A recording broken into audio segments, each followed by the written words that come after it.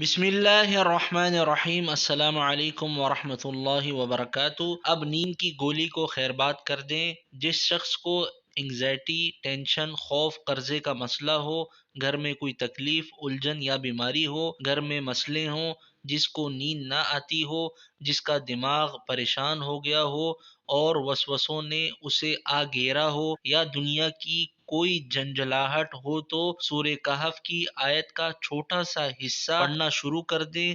یہ نیند کا ٹریگر ہے، یا جس کو نیند کی گولیاں ناکام کر رہی ہوں اس کے لیے بہترین عمل ہے یہ۔ اگر وضو ہے تو ٹھیک ہے، ورنہ بے وضو بھی اسے پڑھ سکتے ہیں۔ اعوذ باللہ من الشیطان الرجیم، بسم اللہ الرحمن الرحیم۔ فضربنا علی آذانہم فی الکہف۔ اس آیت کے چھوٹے سے ٹکڑے سے پہلے آپ درود شریف پڑھ لیجئے گا۔ اول و آخر درود پڑھ لیں، 3 سے 5 مرتبہ یا 7 مرتبہ، جتنا آپ کو میسر ہو۔ اس کے بعد یہ آیت کا ٹکڑا پڑھ لیں۔